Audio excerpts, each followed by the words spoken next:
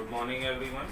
आज हम लोग जिस टॉपिक को आगे डिस्कस करेंगे magnetic effect of electric current में, आज हम लोग डायरेक्ट मैग्नेटिक फील्ड की डायरेक्शन निकालने पे थोड़ा सा डिस्कशन करेंगे। तो how can we find the direction of magnetic field? तो इसके लिए हमारे पास दो रूल हैं। फर्स्ट है हमारा राइट हैंड थंब रूल।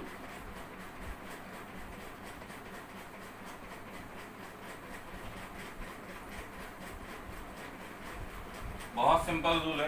इस रूल के अकॉर्डिंग अगर आप करंट कैरिंग वायर को अपने राइट हैंड के थंब से इस तरीके से आप होल्ड करें कि करंट की डायरेक्शन में आपका थंब हो इस टाइप, तो जो आपकी फिंगर्स रोल हो रही हैं, इन फिंगर्स के रोल होने की जो डायरेक्शन होगी वो magnetic lines of magnetic field को हमारी शो करेंगे। ठीक है, तो जैसे ये वायर है, इसमें करंट हमारी अपवर्ड डायरेक्शन में आपकी फ्लो हो रही है। तो अगर मैं अपने राइट हैंड से इस वायर को होल्ड कर रहा हूँ तो करंट अपवर्ड डायरेक्शन में, तो जो मैग्नेटिक लाइंस होंगी वो कॉन्सेंट्रिक सर्किल के फॉर्म में होंगी और डायरेक्शन क्या होगी? डायरेक्शन आपकी अपवर्ड में एंटी क्लॉकवाइज इस टाइप।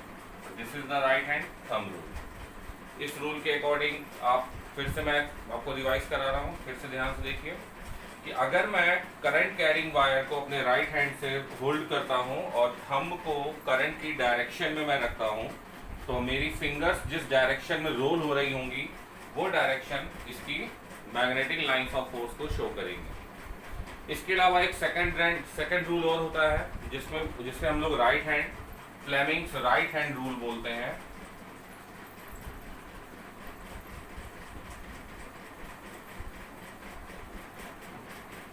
ये रूल भी आपकी मैग्नेटिक फील्ड की डायरेक्शन शो करता है। इसके लिए अगर हम अपने राइट हैंड को इस तरीके से स्ट्रेच करें कि फिंगर्स पॉइंट की जिस पॉइंट पे हमें मैग्नेटिक फील्ड फाइंड करना है, फिंगर्स उस पॉइंट की तरफ हमारी है, थंब करंट की तरफ अगर थंब करंट डायरेक्शन शो करे, तो अगर मैं इस पेन को अपने हैंड से होल्ड करता हूँ इस तरीके से फिंगर्स के बिटवीन, तो यहाँ पर मैं फिर से बता रहा हूँ, फिंगर्स क्या शो कर रही हैं? फिंगर्स शो करेंगी उस पॉइंट की डायरेक्शन को जहां मैग्नेटिक फील्ड निकालनी है। थंब करंट की डायरेक्शन शो करेगा और ये जो मेरा पेन है ये मैग्नेटिक फील्ड की डायरेक्शन को शो करेगा। For an example, suppose that ये वायर है, इसमें करंट आई अपवर्ड जा रही है और इस पॉइंट पे अगर मुझे पी पॉइंट पे मैग्नेटिक फील्ड फाइंड करना है तो हम लोग कैसे करेंगे? आप अपने राइट हैंड को इस तरह स्ट्रेच करें, फिंगर्स पॉइंट की तरफ होनी चाहिए, थंब करंट की डायरेक्शन की तरफ होना चाहिए। तो ये जो मैंने पेन होल्ड किया है ये पॉइंट पे मैग्नेटिक फील्ड शो करेगा। तो इस कंडीशन पे जो ये पेन है ये बोर्ड में इनवर्ट जा रहा है, तो इसमें इस पॉइंट पे मैग्नेटिक फील्ड की डायरेक्शन हो गई इनवर्ट, और इनवर्ट डायरेक्शन को हम लोग क्रॉस से शो करते हैं। सिमिलरली अगर मैं पॉइंट क्यू पे अगर मैं डायरेक्शन फाइंड करना चाहूँ तो अगेन देखिए, पॉइंट क्यू लेफ्ट में था, मैंने ऐसे होल्ड किया, स्ट्रेच की फिंगर अपनी, करंट आई अपवर्ड है तो मैग्नेटिक फील्ड की डायरेक्शन आउटवर्ड, तो पॉइंट क्यू पे मैग्नेटिक फील्ड की डायरेक्शन हो गई आउटवर्ड, और आउटवर्ड डायरेक्शन को हम लोग डॉट से शो करते हैं।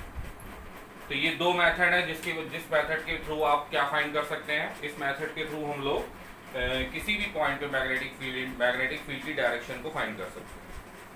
आई होप कि ये दोनों रूल्स आपको क्लियर हो गए होंगे। इसके बाद हमारे पास नेक्स्ट पॉइंट जो आता है वो जरा ध्यान से देखिएगा। लास्ट वीडियो में हम लोग ने मैग्नेटिक फील्ड ड्यू टू अ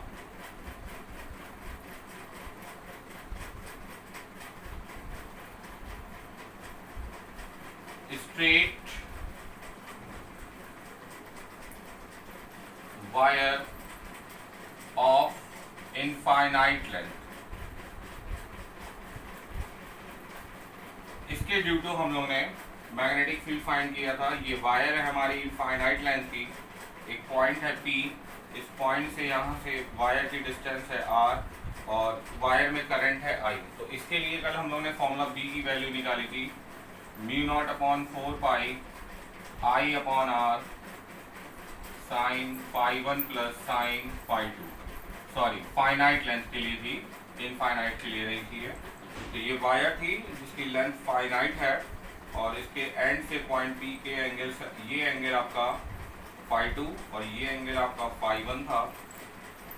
हम लोग ने कल जब इस फॉर्मूले को डिस्कस किया था तो इस फॉर्मूले में हमने फाई टू को पॉजिटिव और फाई वन को नेगेटिव लिमिट में यूज किया था। इसका सिंपल सा रीजन है कि फाई टू एंगल, अगर आप यहाँ देख रहे हैं तो फाई टू एंगल आपका इस डायरेक्शन में जा रहा है और ये डायरेक्शन लेफ्ट हैंड साइड जब लाइन होती है तो एंगल आपका अगर क्लॉकवाइज मूव कर रहा है तो पॉजिटिव और एंटी क्लॉकवाइज मूव कर रहा है तो नेगेटिव। इस तरीके से हम लोगों ने यहाँ पे लिया था।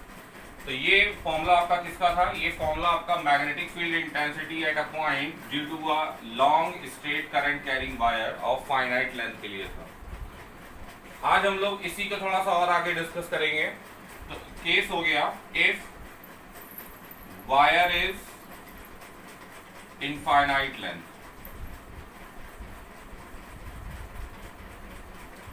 Wire has infinite length. इस सिचुएशन में क्या होगा? तो जरा ध्यान से देखिए, ये वायर है आपकी इनफाइनाइट लेंथ की, पॉइंट पी आपका अगेन फिर से आर डिस्टेंस पे ही है। तो अब अगर इसके एंड्स को आप जब ज्वाइन कराएंगे इस पॉइंट पी से तो ये इनफाइनाइट पे ही ज्वाइन होंगे। तो उस कंडीशन के लिए phi two and phi one दोनों की वैल्यू आपकी अप्रोक्सीमेटली 90 डिग्री के इक्वल हो जाएगी। तो अगर आप इस फॉर्मूले में 90 डिग्री रिप्लेस करते हैं तो हमारा फॉर्मूला हो जाएगा B is equal to mu naught upon 4 pi I upon R sine 90 plus sine 90। Sine 90 की वैल्यू 1, तो 1 प्लस 1 2 हो गया और 2 से ये 4 कैंसिल हो जाएगा। तो B is equal to mu naught upon 2 pi I upon R. ये इसका एक केस है। इसी तरीके से एक और केस, वायर आपकी इनफाइनाइट लेंथ की है बट अब आप क्या कर रहे हैं, अब आप पॉइंट P को इस वायर के एक एंड के ठीक फ्रंट पे ले रहे हैं, ये पॉइंट P है। तो उस कंडीशन में जब आप सेकेंड एंड को ज्वाइन करेंगे तो वो तो इनफाइनाइट पे जाएगा, तो फाई टू की वैल्यू आपकी अप्रोक्सीमेटली 90 हो जाएगी और फाई वन की वैल्यू आपकी हो जाएगी 0।